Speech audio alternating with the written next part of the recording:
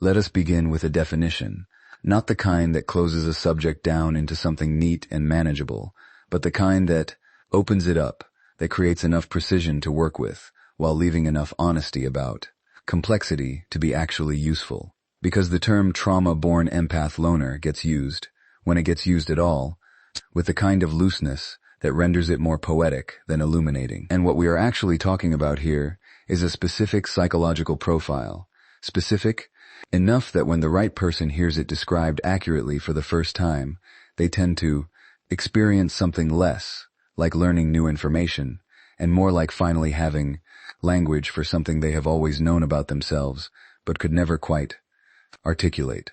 So let us be precise. The trauma-born empath loner is not simply a sensitive person. Sensitivity, in the general sense, is common enough.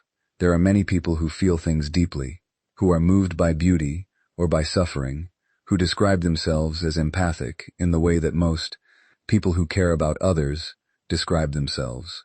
This is not what we are describing. The trauma-born empath loner's empathic capacity is not simply a personality trait or a temperamental tendency that they were born with and that has developed gradually through ordinary life experience.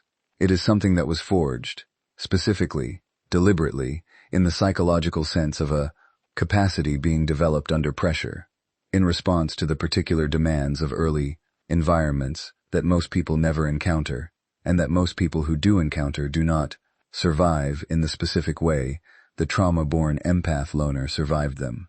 To understand what forging means in this context, we need to understand what those early environments actually required. The child who grows up in an environment characterized by emotional unpredictability, by the presence of adults whose emotional states were volatile, or concealed, or potentially dangerous in specific and identifiable ways, develops, out of the specific necessity of navigating that environment safely, a perceptive capacity that most children in more stable environments simply have no reason to develop. They learn to read emotional atmospheres with extraordinary precision because accurate reading is not a luxury in that environment. It is survival technology. They learn to detect the earliest signs of a shift in an adult's emotional state, the subtle changes in tone, in body language, in the particular quality of silence that precedes disruption, because detecting those shifts early enough provides the margin of time and information necessary to navigate what follows. This is the origin of the trauma-born empath loner's perception, not a gift handed to them by benevolent circumstance, but a capacity built under pressure, refined through the specific, repeated, high-stakes practice of reading environments accurately when accurate reading had direct consequences for safety. And because it was built under these conditions, it operates at a level of sophistication that perception developed in more ordinary circumstances simply does not match. The trauma-born empath loner does not read people. They perceive them, at multiple levels simultaneously, with an immediacy and a completeness that bypasses the ordinary linear process of observation and inference entirely. The choice of solitude that defines the loner dimension of this profile is the direct, intelligent consequence of carrying this level of perceptive capacity into ordinary social environments, because most ordinary social environments are not built to accommodate it. Most people, moving through ordinary social interaction, are operating at a level of self-presentation that assumes the people around them are not reading beneath the surface. The trauma-born empath loner is always reading beneath the surface, not by choice, not by deliberate effort, but because the perceptive apparatus that was built for survival does not switch off in safer environments. It simply continues doing what it was built to do, and the experience of being in ordinary social environments with this apparatus continuously active is not simply exhausting. It is, in a specific and important sense, dissonant. The gap between what most people present and what the trauma-born empath loner perceives, beneath the presentation, creates a quality of chronic dissonance that makes sustained, ordinary social engagement genuinely difficult to maintain, not because they are antisocial, but because they are too accurately social, perceiving more of what is actually happening in monks. The space between people than most social environments are constructed to accommodate. This is what the trauma-born empath loner actually is, not wounded in the simple sense, and not gifted in the simple sense. something more precise and more significant than either of those categories allows. They are the product of what happens when extraordinary pressure is applied to extraordinary hapris. And what that pressure produced is not someone to be pitied for what they went through. It is someone to be approached with the understanding that what they carry was forged in conditions most people will never encounter and cannot be fully comprehended by anyone who has not. Here is the expanded segment for key point 2. Now that we have established what the trauma-born empath loner actually is, the specific profile of someone whose extraordinary perceptive capacity was forged under the particular pressure of early environments that most people never encounter, we need to examine something that most conversations about trauma and empathy consistently underrepresent. Something that, when it is absent from the conversation, leaves the trauma-born empath loner with a narrative about themselves that is not simply incomplete, but genuinely limiting in its traits. Implications for how they understand their own story and their own worth. Most conversations about the relationship between trauma and empathy are organized primarily around damage, around the ways in which difficult early experiences created the heightened sensitivity that the trauma-born empath loner carries, the hypervigilance, the difficulty with trust, the particular quality of relational caution that emerges from having learned, in circumstances that did not offer safer options, that other people's emotional states can be sources of genuine danger. All of that is real. All of it deserves full acknowledgement and full compassionate attention. The damage that early trauma produces is not to be minimized or bypassed or reframed into something more comfortable than it actually was. But damage is not the whole story, and the trauma-born empath loner, who has received primarily the damage narrative, who has been given frameworks for understanding what was taken from them, without equivalent frameworks for understanding what was built in them, is carrying an incomplete account of their own experience, an account that locates them primarily as the recipient of something painful, rather than as the forge in which something extraordinary was produced. Let us be precise about what the forging actually produced. The child who developed extraordinary perceptive precision in response to the specific demands of a difficult early environment did not simply develop a coping mechanism. They developed a genuine capacity, real, sophisticated, and applicable far beyond the specific context that initially produced it.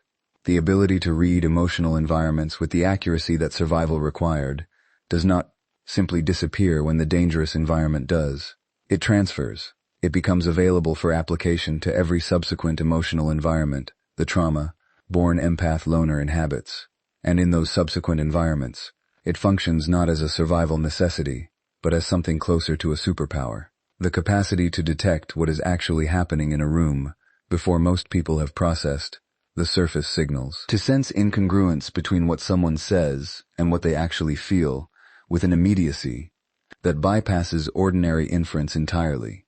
To understand, with a depth and a speed that is genuinely extraordinary, what is driving another person's behavior beneath the level they are themselves aware of. There is something that the developmental perspective illuminates here that is worth sitting with carefully. Post-traumatic growth, the documented phenomenon of genuine psychological development that can emerge from difficult experience, is not universal. It is not automatic. It does not happen simply because someone went through something hard. It happens when the specific experience of difficulty produces, through the person's active engagement with it, rather than simply their passive endurance of it, a genuine expansion of capacity that would not have been available through easier routes. And what makes the trauma-born empath loner a specific and recognizable profile, rather than simply a person who had a difficult childhood, is precisely this: that what they went through did not simply produce damage that they survived. It produced a specific and extraordinary quality of psychological development that the easier route would never have generated. This does not mean the trauma was necessary in the sense of being deserved or justified by what it's produced. It was not necessary in that sense.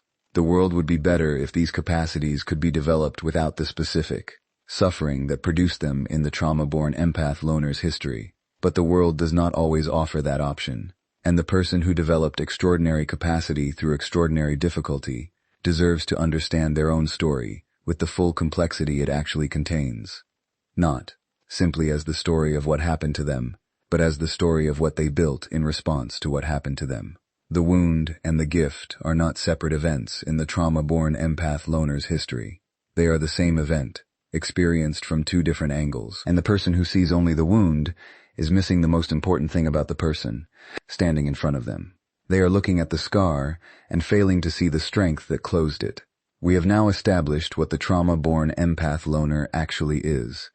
The specific profile of someone whose extraordinary perceptive capacity was forged under early pressure, and we have examined the dimension of their story that most conversations about trauma consistently underrepresent, that the forge produced something real, something extraordinary, something that is not simply a wound but a capacity. Now we arrive at the dimension of the trauma-born empath loner's life that is most visibly and most consequentially misread by virtually everyone who encounters them from the outside, their solitude.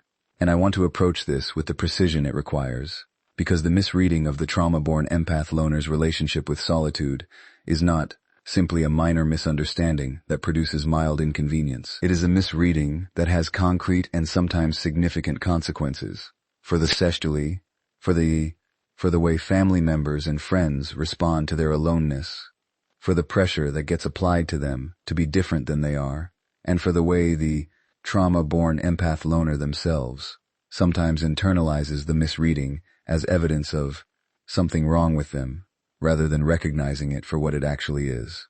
The misreading has a consistent form.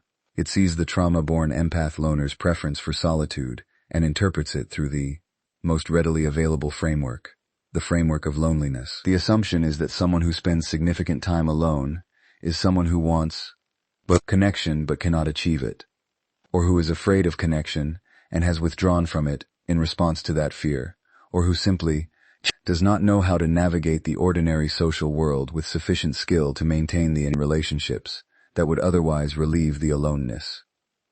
From this framework, the appropriate response is intervention, the effort to help the trauma-born empath loner become more socially engaged, to encourage them toward the connections they are apparently unable to form on their own, to treat their solitude as a problem requiring a solution. This framework is almost entirely wrong, and understanding why requires understanding what solitude actually is for the trauma-born empath loner, what function it serves, what it provides that ordinary social engagement cannot, and why the choice of it is one of the most sophisticated and most genuinely self-aware decisions a person of this profile can make. The trauma-born empath loner's perceptive apparatus, as we have established, does not switch off. In ordinary social environments, it continues doing what it was built to do, reading beneath the surface of every interaction, detecting the gap between what is presented and what is actually present, processing the full complexity of what is happening at multiple levels simultaneously. This is not simply intellectually demanding. It is energetically demanding, in a way that most people never experience, because most people are not processing social environments at this depth continuously. The ordinary social interaction that a less perceptive person experiences as relatively neutral, pleasant, or unpleasant in ordinary ways, energetically neutral or mildly engaging, is, for the trauma-born empath loner, a significantly more complex experience that requires significantly more processing and leaves significantly less energy remaining afterward. But the energetic demand is only part of the reason solitude is not loneliness for the trauma-born empath loner. The deeper reason is about quality of connection, specifically the specific quality of connection that the trauma-born empath loner requires for genuine intimacy to be experienced as genuine intimacy rather than as a sophisticated form of mutual performance that leaves both parties technically engaged but neither actually met. The trauma-born empath loner's perception makes ordinary social performance immediately, effortlessly visible. The careful management of impression that most people engage in during social interaction, presentation of a curated self rather than a complete one, the editing of authentic response in favor of socially appropriate response, is not invisible to someone with this level of perceptive accuracy. And what this means practically is that most ordinary social interaction, however warm and however well-intentioned, is experienced by the trauma-born empath loner as fundamentally surface level, as contact between presentations rather than between actual people. It may be enjoyable, it may be valuable in its own terms, but it does not constitute the specific quality of connection that genuine intimacy requires. For the trauma-born empath loner, the kind where both people are actually present, actually authentic, actually meeting each other at the level of what they genuinely are, rather than what they have chosen to show. This quality of connection is extraordinarily rare. The trauma-born empath loner knows this from direct and extensive experience. From the long, patient process of encountering person after person who cannot sustain the specific quality of authentic presence that genuine intimacy with someone of their depth requires.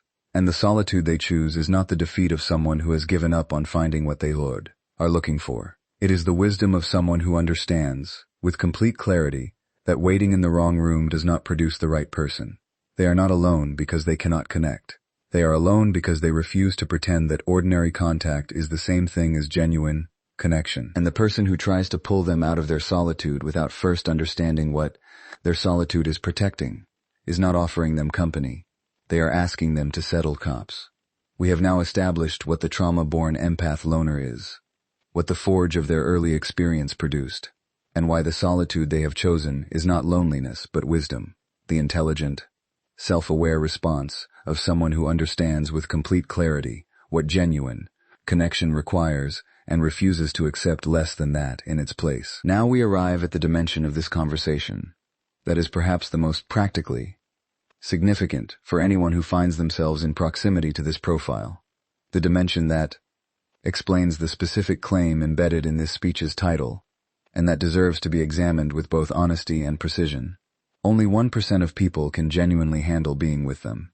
I want to be clear from the outset about what this means and what it does not mean. It does not mean that the trauma-born empath loner is difficult in the ordinary sense of that word, demanding, high maintenance, requiring excessive accommodation, or the suspension of one's needs in order to maintain proximity to them. It does not mean they are cold, or withholding, or incapable of warmth and generosity, and the specific quality of care that the trauma-born empath loners' extraordinary empathic capacity makes them genuinely extraordinary at providing. And it does not mean that 99% of people are somehow deficient in character or in innate worth.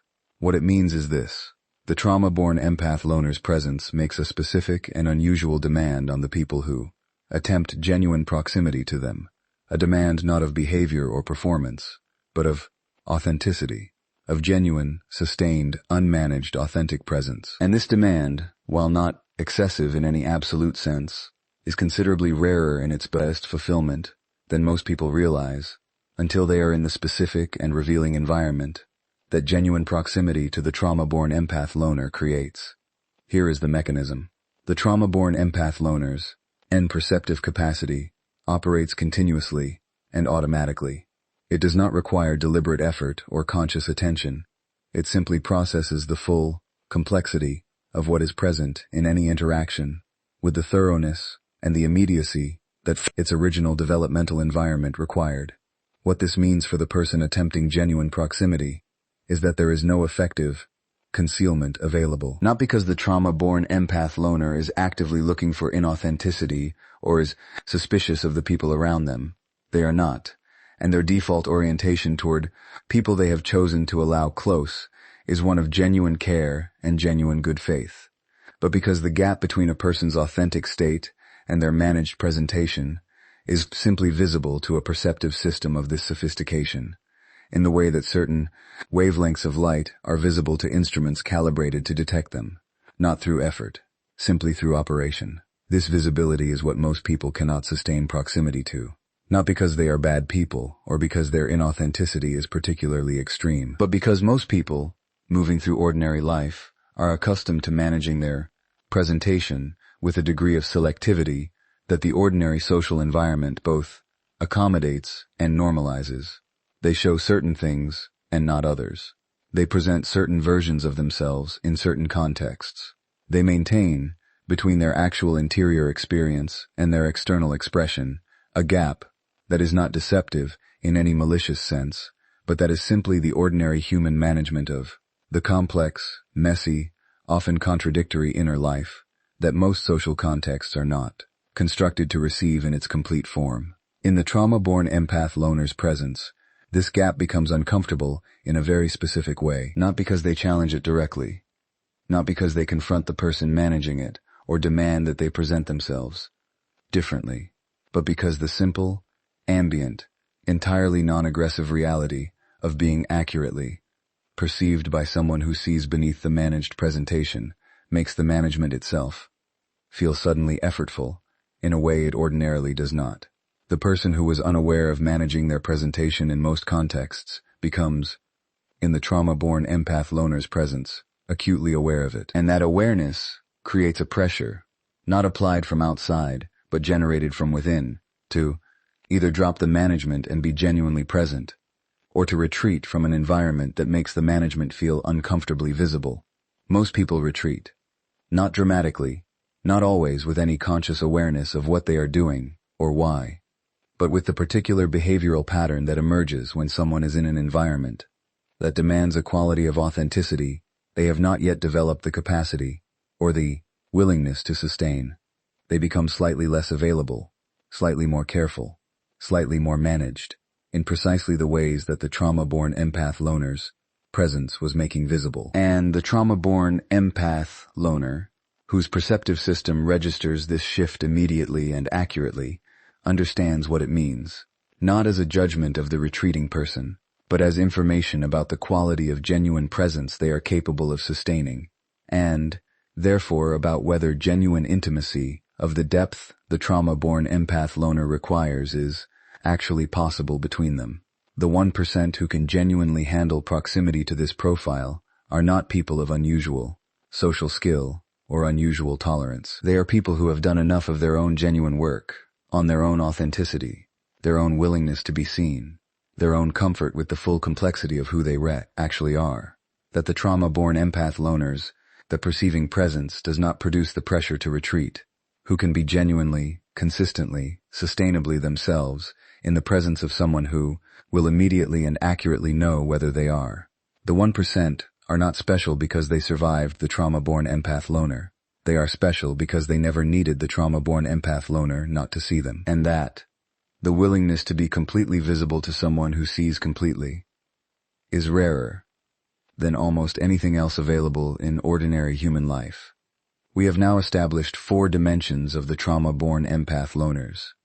Profile, the specific nature of who they are, the forging function of their early experience, the sophisticated intelligence of their chosen solitude, and the extraordinary rarity of the person who can genuinely sustain proximity to their depth. Now we arrive at something that serves as both a warning and a revelation, the dimension of the hid. Trauma-born empath loners' psychology that is most consistently underestimated by the people who attempt to manipulate them, and that produces consequences those people almost never anticipate until those consequences have already become permanent. The trauma-born empath loner is perhaps the most dangerous person available to attempt manipulation against. And I want to be precise immediately about what dangerous means here, because it does not mean what most people's instinctive interpretation of that word suggests. It does not mean aggressive. It does not mean retaliatory. It does not mean that the trauma-born empath loner responds to manipulation with the kind of visible, confrontational, publicly dramatic counteroffensive that the word dangerous might imply. The danger they represent is considerably quieter than that, and considerably more final. To understand why, we need to return to what the trauma-born empath loner's perceptive capacity actually is, and how it operates in the specific context of manipulation. The perceptive apparatus that was built in early environments where accurate reading of other people's states and intentions was a survival necessity does not simply detect surface behavior. It detects architecture. It reads not simply what a person is doing, but the structure of intention underneath what they verse, the gap between the presented motivation and the actual one, the specific quality of incongruence between what someone says and what their behavior, across time consistently, demonstrates they actually mean. Manipulation, at its most fundamental level, depends on a gap between surface presentation and actual intention. The manipulator presents a motivation, care, generosity, genuine interest, reciprocal, vulnerability, while the actual motivation is something categorically different: control, extraction, the management of the other person's behavior in service of the manipulator's own agenda. This gap is the operating space of all manipulation. It is what makes manipulation function. The assumption that the person being manipulated cannot detect the distance between what is presented and what is actually driving the presentation. The trauma-born empath loner does not have this gap available to them to exploit, not because they are suspicious of everyone and approach all relationships with defensive wariness. This is not how they operate, and it is one of the consistent mischaracterizations of their profile, but because the perceptive apparatus that was built specifically for the detection of exactly this kind of incongruence between surface presentation and underlying reality operates continuously, automatically, and with a precision that the ordinary social environment provides no training in producing. The trauma-born empath loner does not have to work to detect manipulation. They simply perceive it, with the same immediacy and the same effortlessness with which most people perceive the surface of what is presented to them. And here is what makes this specifically dangerous for the person who attempts manipulation. The trauma-born empath loner's response to detecting it is not the response most manipulators have developed their strategies around managing. Most manipulation strategies are designed to handle specific counter-responses. Denial triggers the presentation of more convincing evidence of sincerity. Anger triggers performed hurt that redirects the conversation. Direct confrontation triggers elaborate reframing that makes the manipulated person question their own perception. The narcissist's entire toolkit, as we have established across many conversations, is built around managing the emotional responses of people who remain engaged in the dynamic even as they are harmed by it. The trauma-born empath loner does not remain engaged when they detect manipulation, and they detect it early, often at the very first instance of law and incongruence between what is presented and what is perceived beneath the presentation. Their response is the one thing that no manipulation strategy is equipped to handle. They leave, not with drama, not with confrontation or public exposure, or the kind of visible departure that gives the manipulator something to work with, something to respond to redirect, to use as the occasion for a manufactured victim narrative. They leave with a completeness and a silence that is itself the most complete possible expression of what they have understood. The door does not simply close. It closes in a way that communicates, without a single word being spoken, that it will not open again. Not because the trauma-born empath loner is punishing the manipulator. Punishment requires continued engagement with the person being punished, and the trauma-born empath loner has disengaged too completely for punishment to be the appropriate description. But because the specific quality of violation that manipulation represents, the attempt to exploit the trust that the trauma-born empath loner extends so rarely and guards so carefully, produces in them a clarity about the relationship and the person in it that admits no ambiguity and requires no further investigation. They do not need to confront you to know what you did. They do not need your confession to be certain of what they perceived. And the silence they leave you with is not passive. It is the most complete verdict available to someone whose perception was never designed to be deceived, and whose solitude was always the most eloquent thing they had to say. What most people misunderstand about psychology is that solitude, when it's chosen by someone who has survived enough pain to know better, is not emptiness. It is architecture. It is a structure built with intention, brick by brick, by someone who has learned, through experience no one would choose, exactly what their nervous system can and cannot survive being exposed to. The trauma-born empath loner is not withholding out of coldness. They are withholding out of precision. Somewhere along the way, often in childhood, often before they had language for what was happening to them, they absorbed the emotional atmosphere of another person, a parent, perhaps, whose moods governed the temperature of the whole household, and they learned to read a room before they learned to read a sentence. This is not a metaphor. The nervous system of a child raised in an unpredictable emotional environment organizes itself around hypervigilance. It becomes exquisitely, painfully attuned to the micro-expressions, the shifts in tone, the almost invisible signals that precede conflict or withdrawal of love. That attunement doesn't disappear in adulthood. It becomes the lens through which every relationship is filtered. And here's what's easy to miss. That lens is not a flaw. It is a form of intelligence. It is what allows this person to sense, often within moments of meeting someone, whether they are dealing with sincerity or performance, safety or threat, presence or extraction.